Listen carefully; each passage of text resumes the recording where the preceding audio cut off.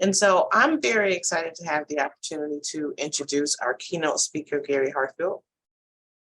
I met Mr. Gary T. Hartfield at the 2022 Nonprofit Leadership Conference, in which he spoke on social capacity of nonprofit agencies. I was so moved that I knew then I had to have him speak at this year's conference. Upon researching who he was, I learned that he is the president and CEO of 6 residential group homes throughout Florida. He's delivering personalized and therapeutic healthcare services for the elderly and developmentally disabled. He's also CEO and chairman of Empower Florida, and that's an association representing the needs of more than 20,000 business owners who serve the intellectually and developmentally disabled throughout Florida.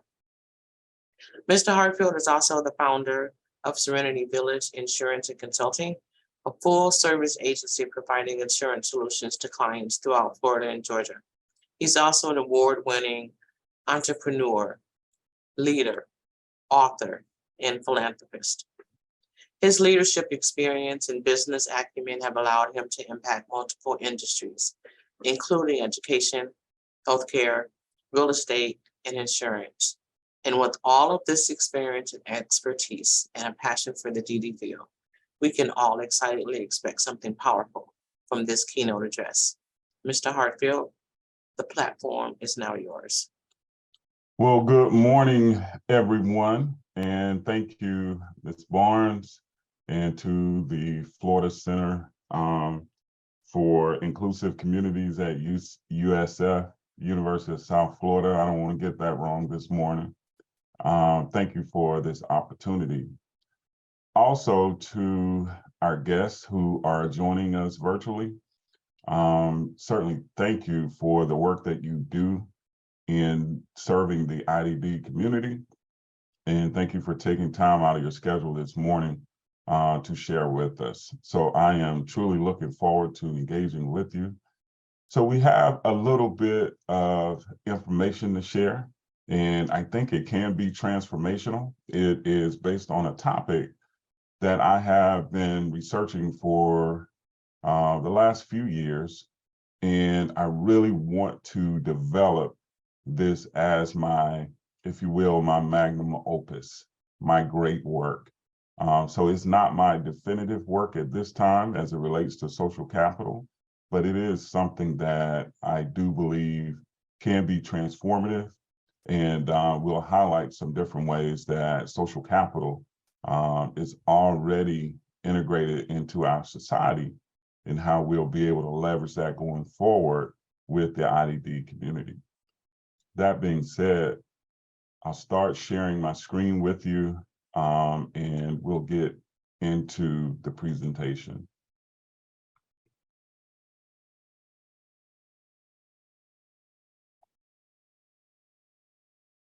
So a little bit about what to expect this morning. My name is Gary Hartfield. I am a serial entrepreneur. And as Ms. Barnes noted, I have worked with the IDD community for more than 20 years. We'll talk a little bit about what social capital is, just to make sure that you have an understanding of what this novel concept is and how to apply it intentionally in your day-to-day work. And we'll talk about a little bit about what does it look like. So how do we use this in its most practical forms, and make sure that we're being intentional as it relates to social capital and the various forms of social capital. And then we'll drill down into social capital and the IDD community. I thought this would be a great approach and a great way to intentionally apply this novel transformative concept into the IDD community, and hopefully inspire others to do the same. So a couple of quick facts about me. I am originally from the Phoenix Springs, Florida. I am maybe one of the last few individuals that are native to the great state of Florida. The Phoenix Springs is in the Panhandle in Walton County. one of our great 67 counties. It is close to Fort Walton Beach, Destin, Sandestin area. In fact, Sandestin is in the same county, Walton County, and Destin, which borders Sandestin, is in Okaloosa County. So we're all right there together.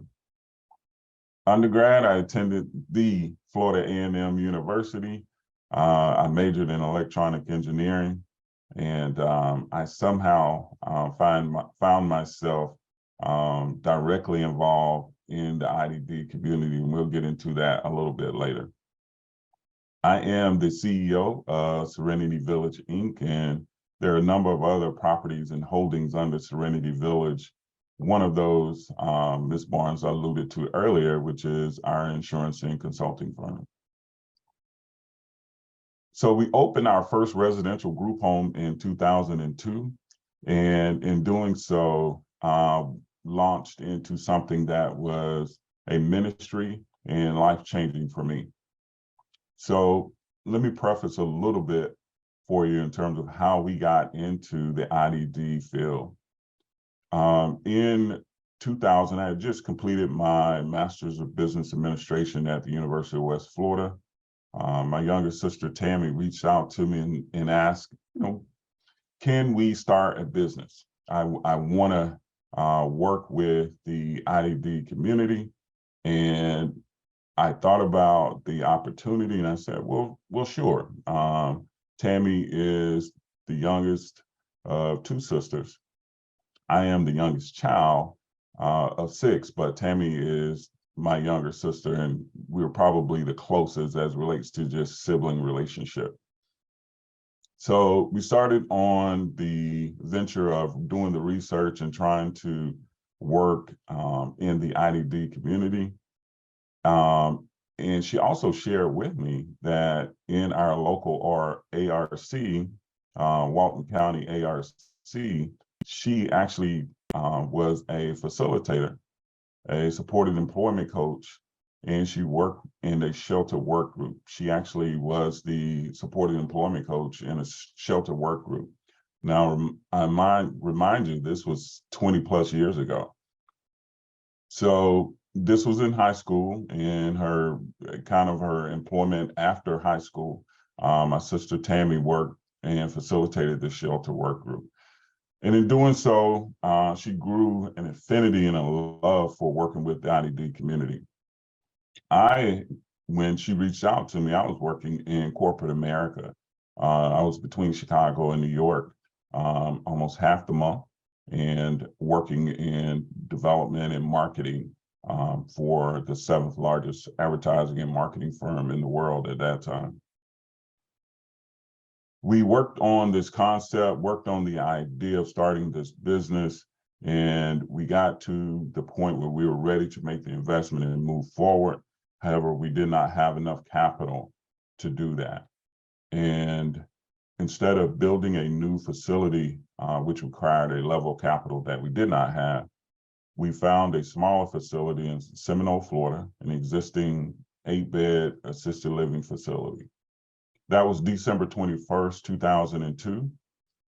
And after closing on this facility, having 1.5 employees and 8 residents, we went to celebrate at a local Italian restaurant, and we talked about this major milestone and what would be next for us as we wanted to continue to grow in this field. So about 16 hours later, I received a phone call from my father. And my father, in the first call, he said, well, Gary, I have some bad news. We can't get Tammy to start breathing. My sister was in St. Petersburg, Florida. I lived in Orlando, Florida at the time. She worked as a waitress at a local restaurant, the Columbia restaurant, at the pier at that time in St. Petersburg. And so they couldn't get her to start breathing. So about maybe 30 minutes to an hour later, my father called me back again and explained to me that my sister Tammy, who has just started the business with, was dead. Now, this is December 22nd, 2002, 16 hours after we closed on the first business, to work in the IDD community and work with the elderly population as well. Now, instead of celebrating this milestone with my family and my sister, it's Christmas time, celebrating Christmas, and having all of those beautiful stories to share around Christmas and New Year's. We were planning for the funeral services for my sister Tammy. And that is, in short, how we entered into the IDD and elderly assisted living space. It was certainly a tragedy, and we had to make a decision as a family, and I, of course, as the primary investor. How do we move forward? Do we try and rescind this offer, or do we continue with Tammy's legacy? So fast forward 20 plus years later, we have been able to exponentially increase the number of employees. We started out with 1.5 employees, and at the height of our growth, we had more than 100 employees. And we started off with 8 residents, and we grew that to more than 200 individuals, clients that we serve on a daily basis. What did that service look like? It looked like an adult day training center that served about 125 clients every day. We provided services through supported employment under the Agency for Persons with Disabilities, Medicaid waiver. We also, through our nonprofit, we were contracted with Voc Rehab to do employment services through them as well. We have 6 residential group homes around Hillsborough, Pinellas counties that we serve clients within our residential centers. So in total, in residential centers, there were approximately 50 residents that we served. So we were able to grow and continue my sister's legacy. And that's how we entered into this space. So I truly believe when you hear the words that our lives are not our own, certainly I did not script or plan within the business plan to be a part of the day-to-day operations of the IDD field. But indeed, our lives are not our own. And I find myself now intimately involved on a day-to-day basis. So just to give you some preface, some background on how we entered into this space and how we plan to continue to work in this ministry. So let's get into social capital. Social capital refers to intangible resources embedded within our interpersonal relationships and in our institutions and organizations. It includes those relationships among people who live, work, and play in a particular society, enabling that society to function effectively. So here we are, we're talking about a concept that we want to intentionally employ, and we use that to develop instrumental value in working relationships to help others to connect, to grow, to aspire to new levels in the IDD community or in the community in general. So in kind of a cursory form, this is what social capital is, but let's get into a little bit more as it relates to the details. At the core of social capital has to be trust. So we want to make sure that in our relationships that we're developing as it relates to social capital, that it is a relationship of trust. It's not a quid pro quo. It's not something that's transactional. It is truly based on relationship, and it is truly based on reciprocity.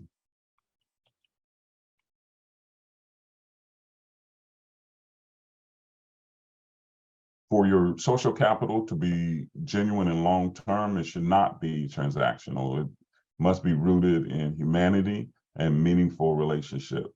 Social capital has the potential to be transformational. So that being said, as each of you probably have had some experience in working with the elderly and/or the intellectually and developmentally disabled, you understand that humanity and meaningful relationship are integral to everything that we do.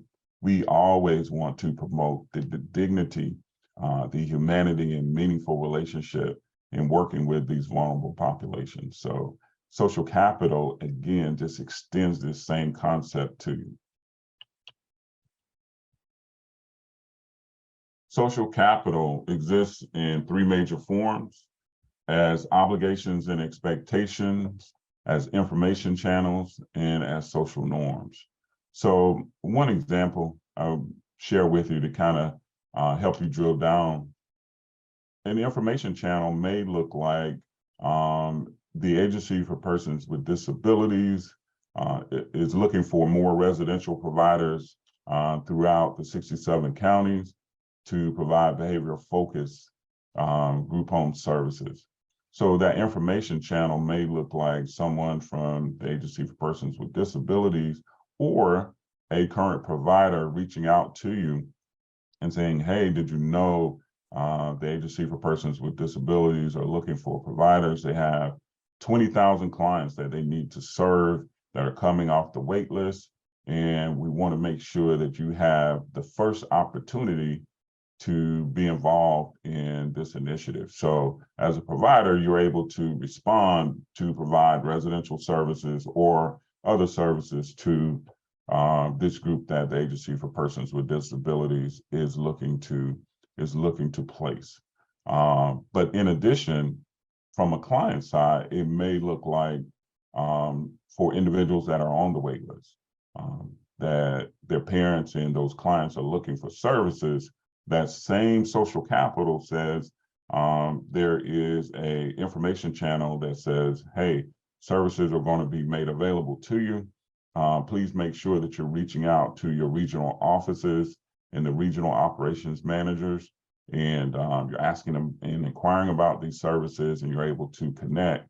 And in that lies instrumental value. There's not a tangible resource that you take away, but there's instrumental value in that now you have the information. And as you know, information is power. So what makes up social capital? So as you'll see here, social capital as our hub, all of these different facets play an integral part of what social capital has to be. They are our networks, they are participation in the network and participation in the social constructs that we establish to make sure that people are getting information and exercising an intentionality that information. Reciprocity, feelings of trust and safety, citizen power and productivity, and a sense of belonging. Those are just some of the different types of social capital that are important to make sure that we're able to support the entire concept, the entire idea of helping to build social capital within the IDD industry, and indeed within your own organizations and with you as an individual as well. So social capital looks like this. There's an article from Forbes that states that of the three forms of capital that are available to us, and they are human, financial, and social, the underpinnings of organizational and entrepreneurial success, and I'll go a little bit farther and say even individual success, social capital is the most important form of capital that you can garner. And the article goes on to elaborate on that. But mostly I want you to take away that if we're able to garner transformational, if we're able to garner sincere social capital, in that we are able to find and garner all the other forms of capital. So what does that look like? So if I'm able to garner social capital, I'm also able to access financial capital and human capital. So for me, if I was able, as I've been able to garner social capital, the relationships, say with my banking institution, as we develop a relationship based on trust, I built systems within my organization that were able to demonstrate to the bank that we could cash flow debt equity or debt financing. I was able to leverage financial capital. And in doing so with the financial resources, I'm able to also leverage human capital. So if I did not have the social capital to start with, my relationship with the bank may or may not be existent, or it may not be strong enough for that lending institution to make the investment with me.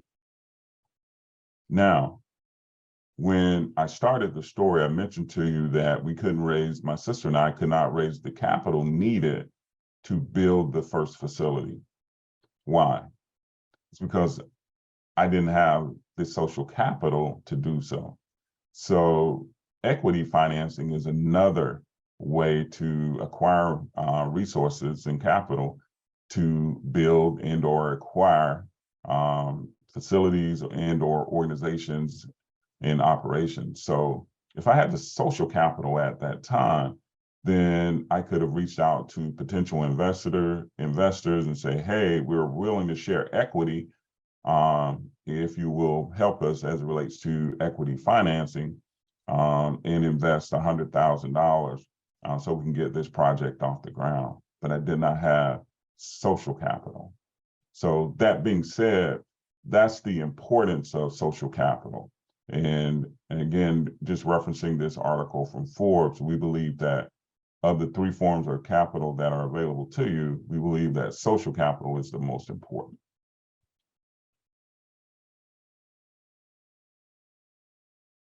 So 3 reasons social capital is the most important resource your business has. It establishes your organization as a thought leader. It fosters reciprocity, and it creates strong internal teams and culture. Those are 3 of the reasons that we believe that social capital is your most important resource that your organization, your business, and indeed you as an individual will have. It will establish you as a thought leader. It will help foster reciprocity, and it will create strong teams for you where you may have had to operate individually as someone operating in the space. But when you foster and develop social capital, then you are able to develop a team, a network of individuals, like-minded individuals to help you build on whatever that concept may be. If it's to develop a pool of talent, clients that can serve and are looking for competitive employment, or a number of organizations to pull together to facilitate the talent actualized meeting. So all of those forms give you background, it gives you resources to help you develop social capital. So let's talk a little bit about the 4 forms of social capital. The first one is bonding. Bonding looks like fraternities and sororities. If any of you are made up or members of a fraternity or sorority, it also looks like social memberships. So your bowling league, your pickleball club, those types of things, those are bonding social capital. So the key word being bond, where you are in an organization or a part of an organization where you're able to bond together with like-minded individuals. So what does bridging social capital look like? Bridging looks like for the group that is organized for, say, pickleball or bowling, or fraternity or sorority, in lieu of only working within that group, you bridge to other groups, the key word being bridge. So now the pickleball club has intentionality in working with the bowling club and maybe working with different organizations in the community to promote competitive employment for the IDD population.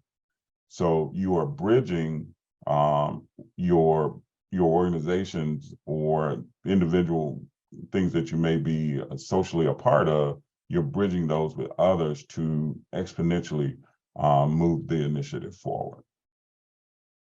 The next concept and or form of social capital is linking.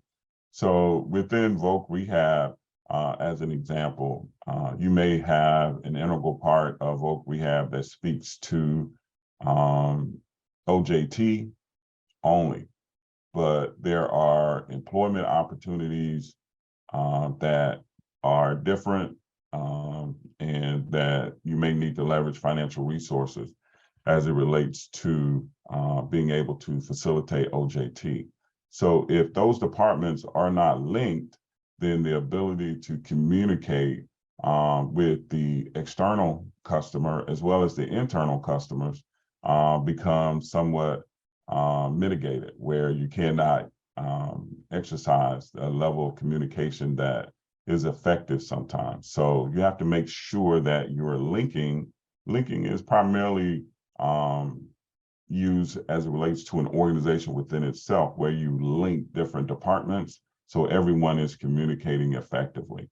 Another example may be HR and say the finance department. So if HR and finance are not communicating, and we know we have 6 positions available or 6 positions that need to be filled, and we're a nonprofit organization, we're coming to the end of our fiscal year, and HR takes the initiative to go ahead and start advertising, recruiting, and fill these positions. We're at the end of our fiscal year, and we don't have the resources, the financial resources to fund these positions.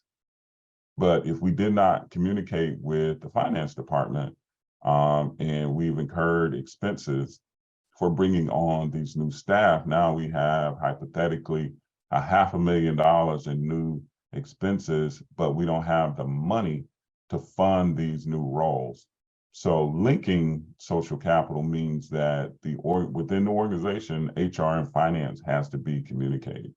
So that's how you build social capital and an internal culture where you support each other, and reciprocity is enabled where the communication is there, so that we don't make those mistakes and we don't put our organizations in jeopardy. Identifying social capital. So another form of identifying may look like maybe it's the IDD population, where individuals identify themselves in a way where their social capital is generated within that group. Another way or example of identifying social capital may be the LGBTQ+ community. So you are directly identifying within a group where you're able to leverage your social capital.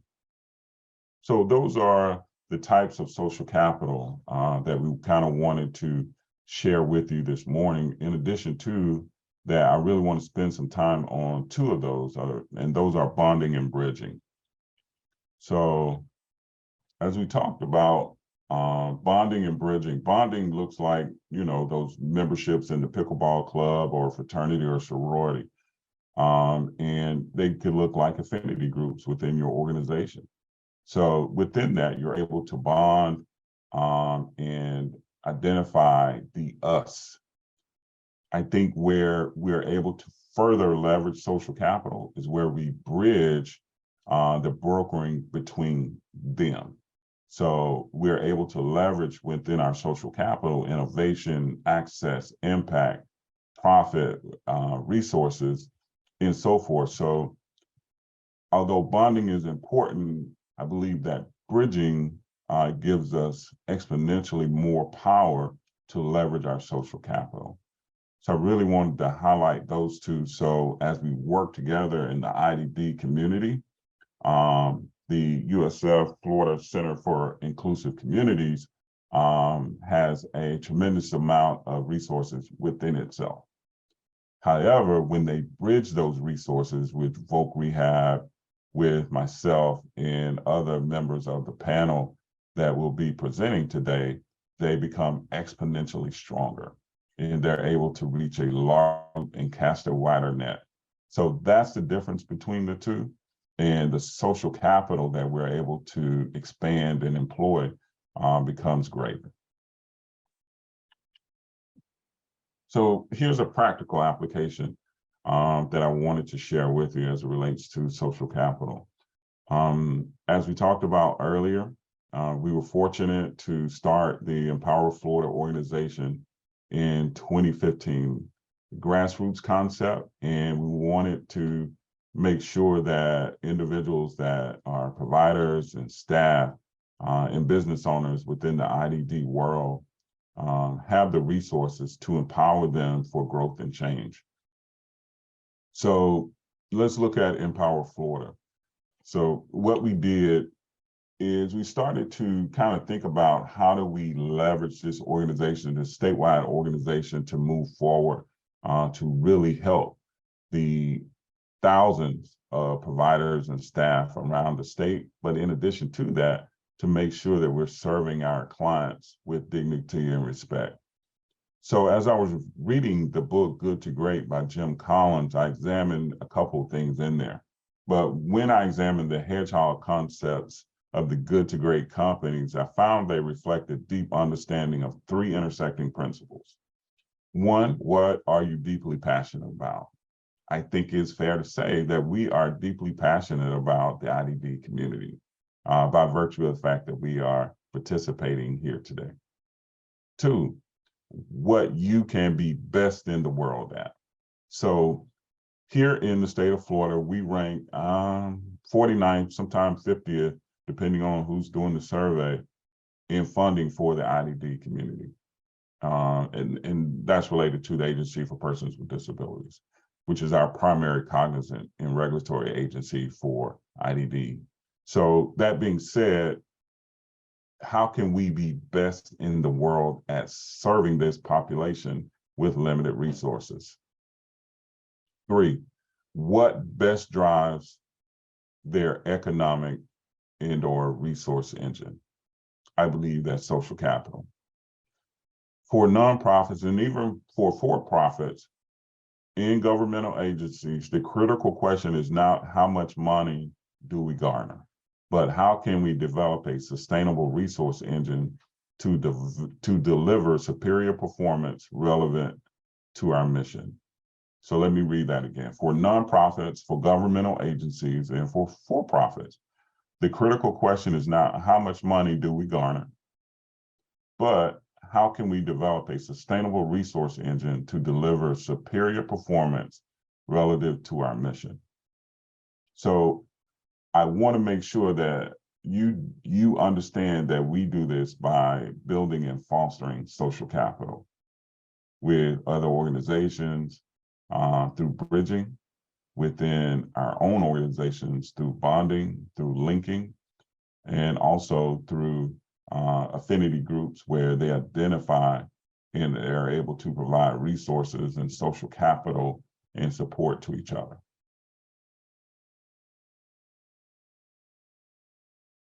When it comes to employment of individuals with intellectual and developmental disabilities, social capital plays a crucial role in creative, inclusive workplaces and fostering positive outcomes for both employees and employers.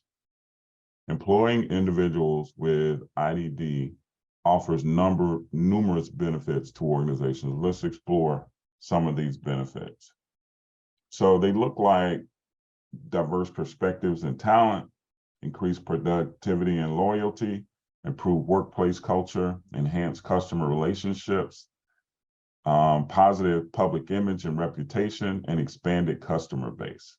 So let's go through these really quickly. Diverse perspective and talents. Individuals with IDD bring unique perspectives, skills, and talents to the workforce. Increased productivity and loyalty. Research shows that employees with disabilities, including those with IDD, tend to be highly motivated and loyal to their employers. Improve workplace culture. By embracing diversity and inclusion, organizations can create a positive and inclusive work environment. This in turn can enhance employee morale, engagement, and overall workplace culture. Employing individuals with IDD can help organizations better understand and meet the needs of customers with disabilities. And indeed, this more than any other helps us foster social capital. Positive public image and reputation. Embracing inclusivity and employing individuals with IDD can enhance an organization's public image and reputation. That's an integral part of social capital. It expands your customer base. By having a workforce that includes individuals with an IDD, organizations can tap into a broader customer base. Again, expanding social capital. Hiring individuals with intellectual and developmental disabilities can prove to be a valuable solution in addressing the current labor shortage also in various ways. So as you're aware, our country and even globally, there is a crisis as it relates to labor shortage. In the IDD community, as an employer, I can say without hesitation, there is a severe shortage of qualified staff. So that being said, we believe there is a tremendous untapped resource within the IDD population to serve as it relates to this labor shortage that we're experiencing here in our country and indeed globally. So one, we will tap into an underutilized talent pool. We'll be filling specific job roles. We will help retention and reduce turnover. We will do help facilitate job customization and flexibility. And we will also talk about social impact and community support. So how do we tap into the underutilized talent pool? The IDD community represents a significant untapped talent pool. By actively recruiting individuals within IDD, organizations can access a diverse group of capable workers. Filling specific job roles. Some jobs may need more qualified candidates. Individuals with an IDD possess a range of skills and abilities that can align with these roles. Retention and reduced turnover. The labor shortage often increases turnover rates as employees have more job opportunities. Employees have more job opportunities, Employing individuals from the IDD community can increase employee retention. Studies have shown that employees with disabilities tend to have higher job retention rates. My final thoughts on, by recognizing the potential of individuals with IDD and creating inclusive employment opportunities, organizations can effectively address the labor shortage while simultaneously benefiting from the unique contributions and strengths of these capable individuals. So social capital has the ability to solve a global crisis. Imagine that. So being thoughtful about how we intentionally support each other becomes one of the most transformational tools that we have available to us. So one of the things that I want you to be mindful of as I close out is that there is an organization that exists, and it's a great example of social capital. When you think of the United Way in your local community, have you ever paused and given thought to the name United Way? So in that name, by itself, Usually when you think of it, it's just the organizational name, but pause and think about the actual name, the United Way, the United Way, the United Way. So Alexis D. Tocqueville was one of the founding fathers of this whole concept of social capital. One of the integral ways of giving, and in fact, the highest level of giving at the United Way is the Tocqueville Society. The United Way realized some time ago that social capital, the United Way, helps build communities. And that's the overall mission for United Way. So what does that look like for them as an organization? Well, United Way is the largest self-funded non-charitable or charitable organization in the world. The United Way raises nearly $5 billion every year to support initiatives within our local communities. Now that's amazing. And how do they do that? They do that with social capital. They actually named the highest level of giving, the Tocqueville Society. Alexis D. Tocqueville, again, was one of the founding fathers of this concept of social capital. So what am I saying? I'm saying there are common threads that have proven ability to work. And I believe that we transform where we are. We start to address a global crisis as it relates to labor shortages.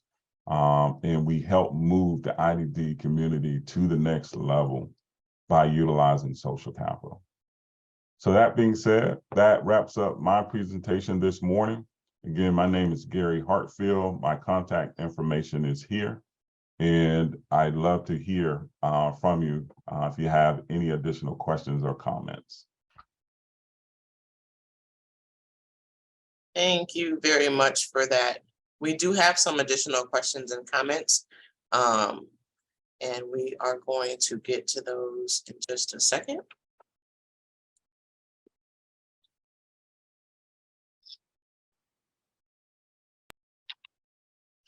So, Gary, Yes. Hartfield, what does talent actualized mean to you?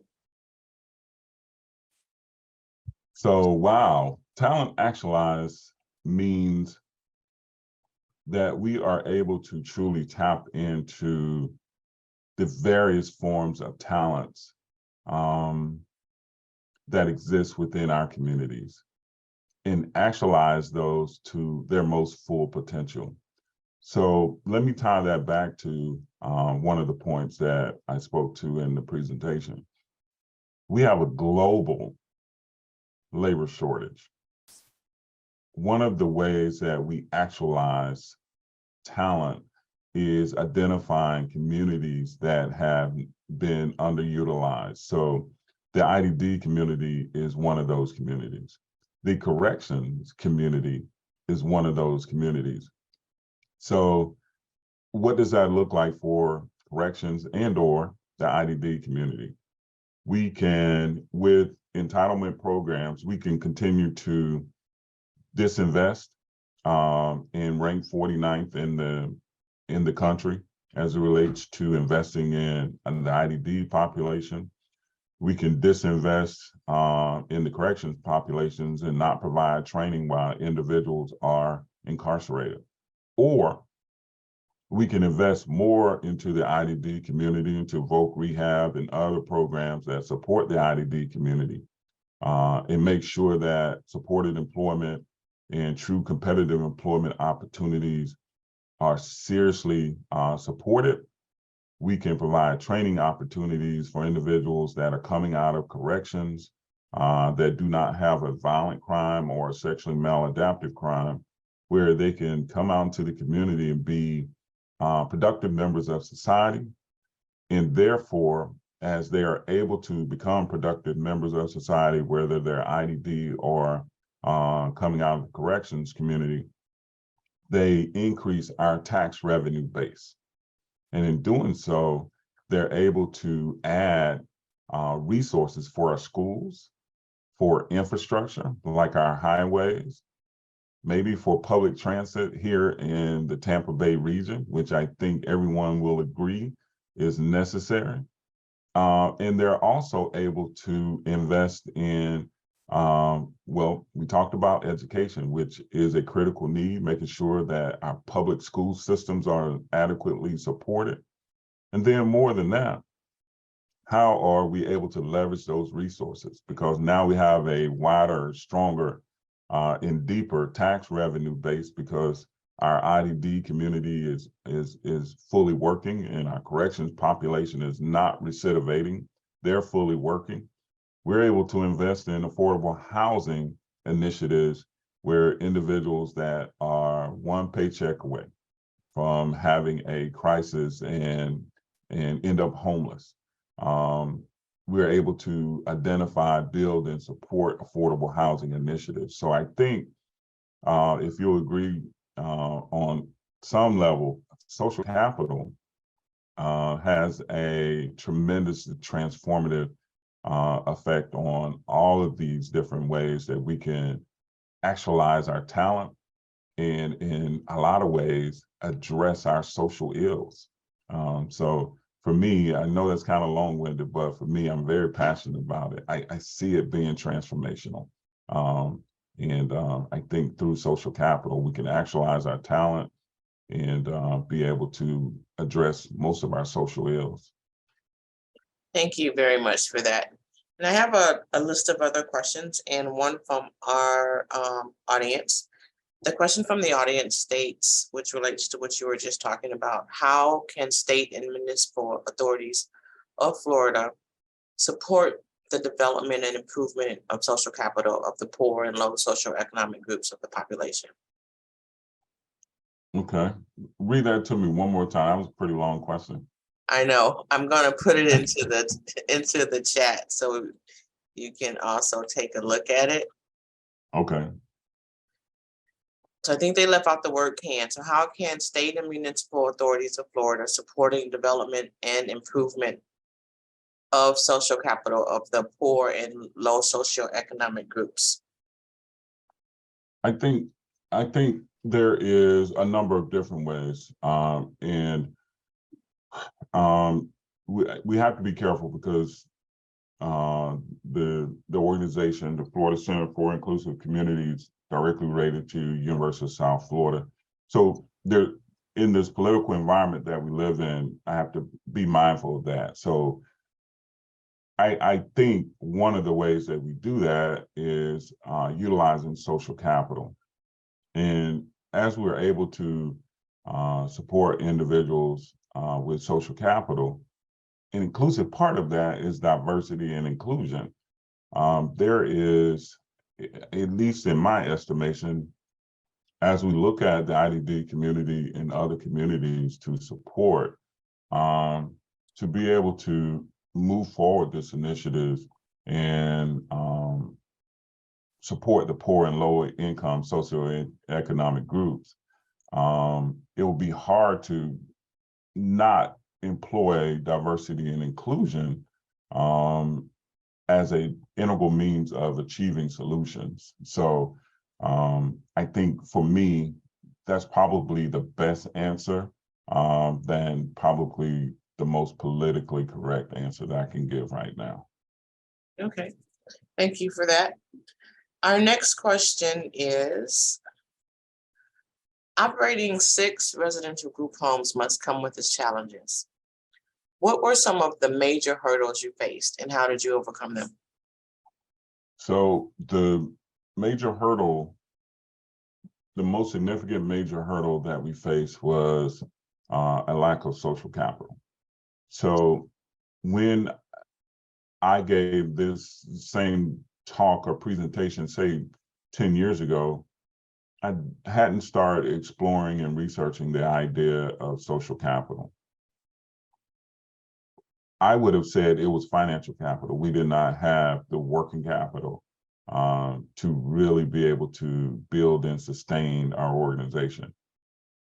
As I've researched and found out more, and I've grown as an entrepreneur, social capital was the most important form of capital that we needed, because I could have leveraged that social capital to help develop financial capital as well as human capital. So I think that was the major hurdle, is not having social capital, and honestly not being aware of it as a concept and as an idea. And that parlayed into, because I didn't have social capital, that manifested itself as issues with working capital, not being able to really grow the organization, expand the organization, and utilize resources. So the whole idea of Empower Florida came out of my lap, in understanding that most individuals were suffering those same issues. So instead of taking all of that information and wisdom and bottling up and keeping it to myself, through Empower Florida, and even through today, we're able to share the information, hopefully help individuals avoid those pitfalls. Thank you for that answer as well. We have a few more. The next question has a statement and then a question. So working with individuals with intellectual and developmental disabilities requires a unique approach. How did you ensure that Serenity Village provided these individuals with the necessary support and care? For us, we were intentional about, one, the internal culture of the organization. And as I look back, social capital was an integral part of everything that we did. So as we talked about what we call the Serenity Way, it was placing the individuals that we serve first and foremost in our priority and in our minds. So how do we do that?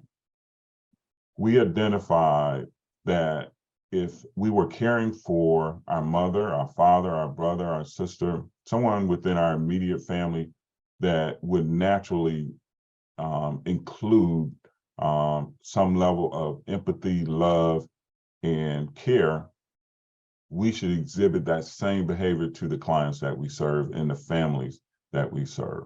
So in doing so, we define the Serenity Way as making sure that those things that we would do for our parents, for our brother, for our sister, that we were doing those intentionally for our clients. And that was our first kind of embodiment of what we call the Serenity Way. And that's, I think, how we made sure that we were staying focused on our clients. And then we also made sure that we demonstrated that same resolve as related to our staff. And in doing so, it created loyalty, and it fostered the social capital that we were looking for within our organization. Okay. Thank you for that as well. And again, if you have any questions yourself, you're welcome to put them into the Q&A and I'll be sure to ask them live. Our next question and statement states that labor shortages are a common concern in various industries.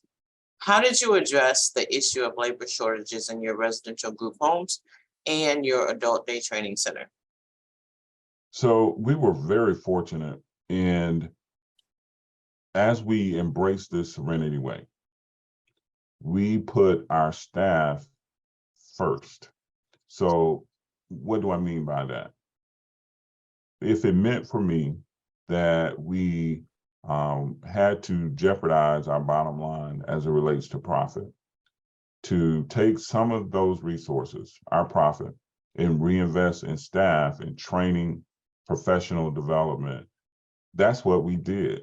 As an entrepreneur, I understood that that investment into my staff meant a larger return on investment, both in their development, our ability to serve our clients, and the overall care that our clients were receiving. And then when that happened, there were more people who were inclined to bring their clients to us and trust us with their care. So that directly impacted the bottom line. So with our adult day training center, for example, we started with a 3,000 square foot facility. And because we were able to care for our clients in a way that exemplified just love, care, dignity, and respect, we quickly found ourselves having to double our capacity. So we had to lease another building, another 4,000 square feet. And this all happened within 2 years. So within the first year, we had to double our capacity because we did so well in reinvesting in our staff. And in doing so, our staff took care of our clients. In that second year, we find ourselves having to expand again because we've grown from 30 to 60 clients that we're serving. Now, in that second year, we had a waiting list of another 60 clients. So we found ourselves in a position where we had to buy a facility that will help us accommodate our growth. So in lieu of just continuing to lease, we said, okay, let's look at opportunities to own. So after we made the acquisition within 2 years, we're serving 110 plus clients in our adult day training center. And in doing so, now we own our own building. We have a corporate headquarters, and we are now facilitating services in our corporate headquarters with 24,000 square feet. So for us, it was about making the investment in our staff, and that produced the results that we wanted to see. So we made those investments. Where we needed to, took money from the bottom line, reinvested it in our staff, and the return on that investment has been exponential. Thank you for that. Could you share some strategies or practices that helped you maintain a skilled and dedicated workforce during the labor shortage? Definitely, just what we shared in that last example. It was investing in people. There's a quote by Maya Angelou that, and I'm paraphrasing, that goes, people will often forget what you said, but they'll never forget how you made them feel. So we were always intentional. We are always intentional about making sure that our staff and our clients feel like we are invested in them, that it's not a transaction. One of the things that we've learned through this labor shortage is that employees no longer are looking for, nor are they interested in the old model of employment here in this country. The old model says it's a transaction. The old model says that I'm going to pay you this much an hour, or I'm going to pay you this salary. You do your work, and for that transaction, I'm going to pay you. That no longer works. The new model says not that I work for the University of South Florida. The new model says that, how does the University of South Florida work for me? How does Serenity Village work for me? So in that, as we employ that new model, we understand that it is no longer a transaction. It is based on relationship. And we try to foster that by being empathetic. We try and foster that by supporting our employees. We try and foster that through social capital. We try and foster that through investing in them. Okay. Yeah. Vic from the audience wants to know, can you list a few examples of how you would use social capital personally to get financial capital? So what we've done as it relates to using social capital personally to help access financial capital is relationships. So in lieu of looking for transactional relationships with your banking institution or with potential investors, I've spent years developing relationships that are based on trust and that are based on reciprocity. So trust first, meaning that whatever we share, those things as professionals are kept between just that individual and myself. In addition to that, building trust also looks like where I can reciprocate and develop an information channel where I can reciprocate and share resources. I'm building trust. I'm intentional about that. And I look for opportunities to do that. So over the years, and it definitely takes time, we build trust and we build relationship. And in doing so, if that individual maybe is an equity investor, you're able to, based on that trust and relationship, go to that individual or group of individuals and say, you know, hey, we're looking at a new project. It's a $10 million project and I need to raise $1 million. And generally what you'll find is that because of that relationship, because of the trust that has been placed in you, your ability to raise that capital that's needed becomes a lot easier. The other part of that, so trust being the first part. The second part is building relationships with your banking institutions. So equity financing, being able to leverage relationships with individuals and or organizations that take part equity in an organization that you're building is important, and that's based on trust. But also building relationships with banking institutions where you're leveraging debt financing. That's important too.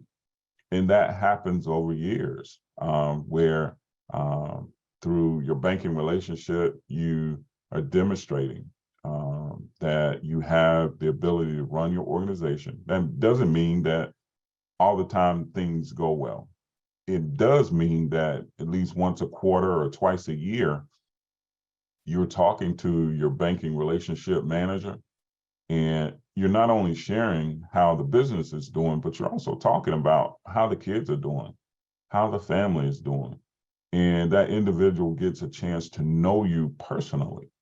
So in addition to you being able to leverage good credit, you're being able to leverage the financials of your organization, that person knows you personally. And when they go to bat for you with your loan package, it's not just your loan package anymore. It's Gary Hartfield. And I know this guy and I like this guy. And in those rooms that you're not in when those underwriting decisions are being made, your banking partner can help leverage those decisions because they know you and they believe that you're a good person and that you will follow through with your obligation. That's social capital.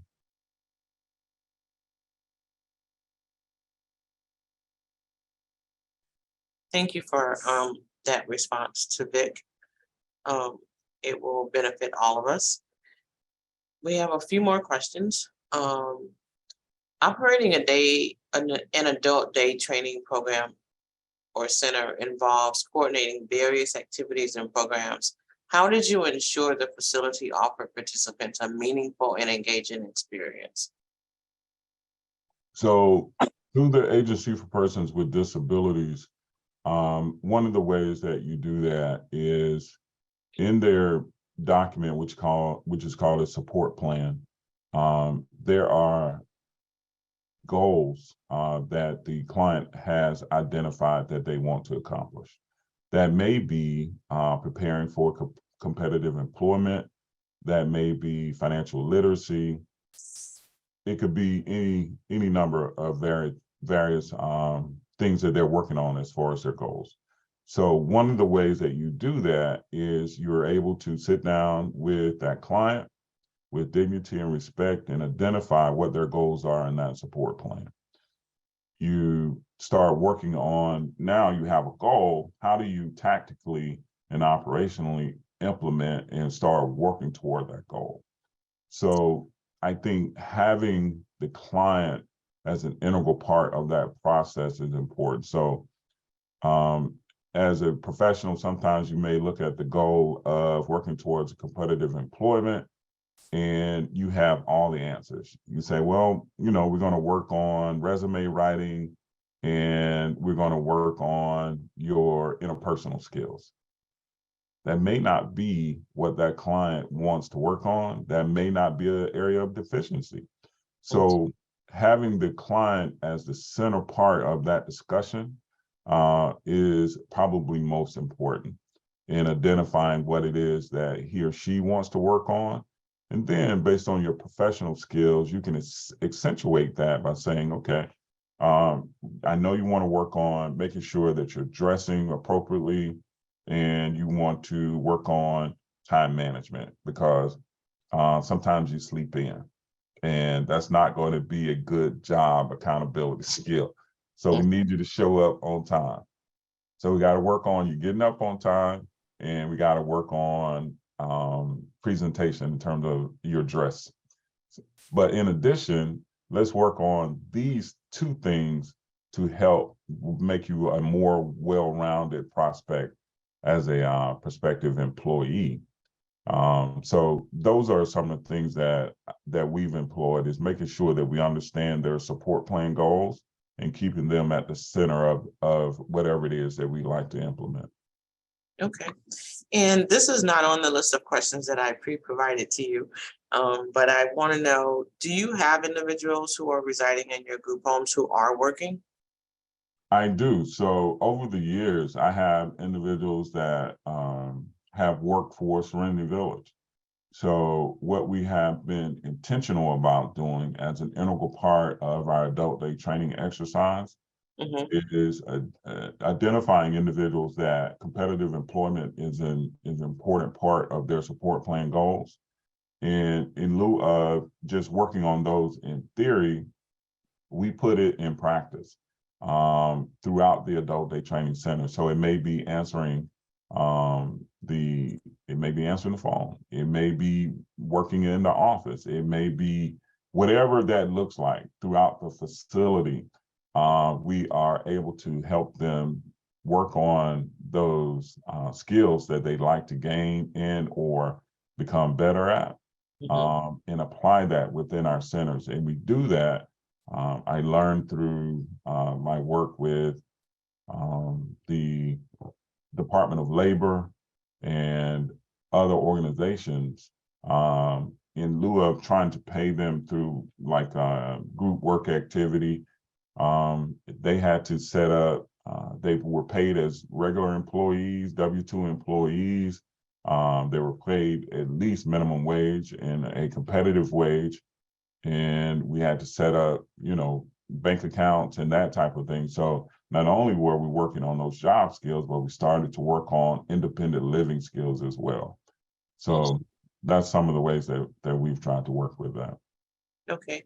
And related to that, so when you have individuals who reside in a group home and they're working, do you adjust the group home schedule around their work hours, or do you make them adjust their work hours around the group home schedule?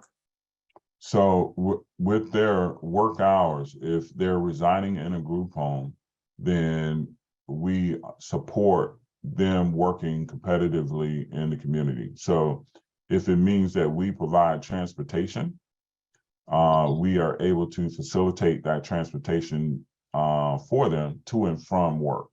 So what we try and do is, like, hypothetically speaking, we have 8 or 10 clients in a group home, and John has to be at work at 8. However, we have 2 doctor's appointments, and the other clients have to go to adult day training. So how do we make that work? So we pull other staff in to facilitate transportation, making sure that John gets to work, and the group home manager may take the 2 clients to doctor's appointments, and then the other 6 or 7 clients, we have the assistant manager take to the adult day training center. So just being flexible and making sure that we understand everyone's schedule. Okay, Yeah. thank you for that. And how are the current law changes for ADT programs into minimum wage and activities impacting your adult day training programs and group homes? So with the federal law changes and even state law, there's an overall work toward increasing minimum wage to $15 an hour over the next couple of years. However, for the Agency for Persons with Disabilities, if you're a provider through that, they have, based on an increase in rates, requested that all providers pay all staff a minimum of $15 an hour. So what's the impact of that? When that legislation was passed, although I think it was good in concept, the legislature did not take into account that when I increase staff pay, whether it's hourly or salary, there is ancillary costs that come along with that, meaning my taxes, the employer related taxes are increased based on the increase in pay. So if I do not receive enough in reimbursement from the Agency for Persons with Disabilities to take care of those overhead expenses, like employer taxes, then I find myself running in the red. In addition to that, if that reimbursement rate did not take into account workers' comp.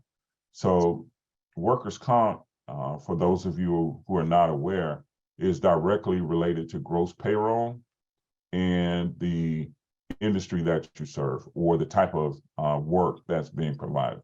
So if you could imagine the workers' comp for someone in construction is going to be a lot higher than someone who's working in, say, an office setting.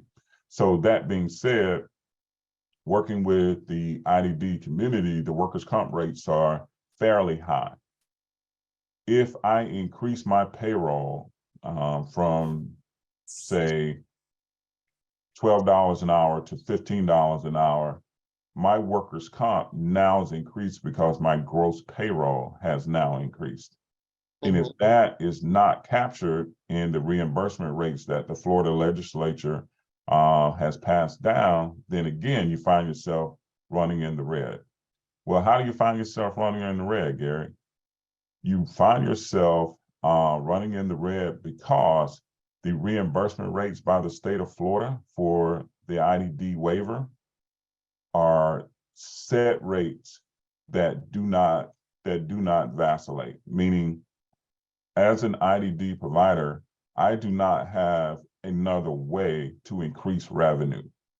So my reimbursement rates for the ADT program or for residential rates are locked in, meaning if I receive $10 for providing that service each month, that's all I get. If my expenses increase, I can't make more widgets.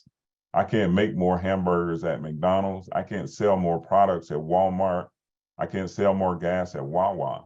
So that being said, if I'm locked into that $10 reimbursement, but my expenses are $11, I'm truly a nonprofit.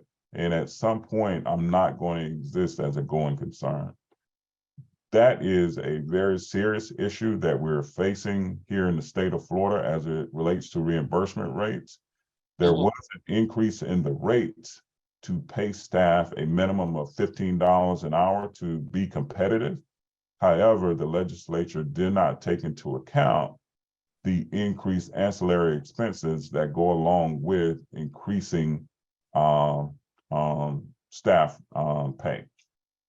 Okay. And I know legislation and ACA are working on that reimbursement rate right now. So we just have to wait until they figure out what they're going to do and get the rules done. So thank you for that answer. You're welcome. Have 3 more questions. In your experience, what are some key factors to consider when establishing and maintaining a successful adult training center for individuals with intellectual and developmental disabilities? I would say the first factor to consider is know-how and why are you getting into that business. So are you getting into that business because you feel like you can provide a better service, or are you getting into that business as truly a profit initiative? So that's the first one, because I believe in this industry, in serving the IDD and the elderly community, it's ministry work, but also you have to be able to understand that, you have to at least be able to make ends meet, because your obligations to TECO or Duke Energy or your landlord or your mortgage company are going to come every month. And if you're not able to pay those expenses, then you're not going to last very long. So why are you getting into it, and do you understand fully what that means? Are the reimbursement rates enough to facilitate what it is that you're trying to do? So in essence, you need a business plan. So the second thing would be is location. If within your municipality, within the county, whatever it is, wherever you place that, are looking to place that adult day training center, do they allow that facility? And what are the zoning and code regulations that are required for that facility? And once you know that, then do you have the resources to make sure that you, one, can secure that facility, and two, if there's any retrofit to that building or space, do you have the resources to do that? Three, do you have the talent that's going to be necessary to facilitate programming? Given that we're in a labor shortage and individuals that work in the IDD population can go and work for Walmart, Wawa, Progressive, wherever it is in competitive employment, and not have to work in our field and probably be paid more with benefits. Do you have a big enough talent pool to staff the services that you're trying to provide? And then finally, do you have the relationships within the IDD community that know that you're a good provider, and will they be able to refer clients to your program? Because it's great to have the idea, it's great to have the concept, it's great to have the heart, but do you have the relationships that will help refer clients to you so that you can provide that service and help generate revenue to pay the bills? Okay. Yeah. That response answers the next question, which was or is, as a business owner and operator in this industry, what advice would you give to others looking to start or expand their own residential group homes or adult day training centers? And you've pretty much answered that question. Yeah. So our final question, unless someone enters one into the chat, is finally, what are some valuable lessons you've learned throughout your journey of building and operating Serenity Village, and how have they shaped your approach to this line of work? Valuable lessons that I've learned throughout my journey. I would say developing social capital has been the most important journey or most important lesson that I've learned, far and beyond anything else. Social capital, because it includes so much. It includes relationship, it includes trust, it includes reciprocity, it includes looking beyond oneself and truly trying to invest in others. And most of the time you find that as you invest in others, that return on the investment comes exponentially back to you. So I would say that was just employing social capital has been the most valuable lesson. Two, I would say building systems, human resource systems within your organization. Two, building banking relationship systems accounting systems. Because if you did not have a strong accounting and payroll system and you were trying to apply for PPP funding, you probably found yourself in a very precarious situation where you probably couldn't qualify because you didn't have your payroll records or financial records in good state. So that's an important part of maintaining and building an organization, is making sure that you build systems. And even in relationships with a lawyer, to make sure that from a labor and employment standpoint that you're following guidelines, from a workers' comp standpoint that you're following guidelines, and from a liability standpoint that you're following guidelines. So building social capital and building systems. Okay. We have one more question from the audience, and they want to know, what are your recommendations for developing relationships with APD so that they will refer clients? I would say being intentional about reaching out to waiver support coordinators who are an integral part of referrals in the IDD waiver system. So just making sure that where waiver support coordinators are in meeting, or when you have an opportunity, maybe have an open house and invite waiver support coordinators out to get a chance to meet you and talk about the work that you'd like to provide. With the Agency for Persons with Disabilities itself, make sure that you're reaching out and being intentional about going into the regional office and even the state office. Set up a meeting with the regional operations manager, set up a meeting with placement coordinators for the residential settings, and set up meetings with ADT liaisons and other facilitators at the Agency for Persons with Disabilities, so they get a chance to know who you are and the work that you're providing in the community.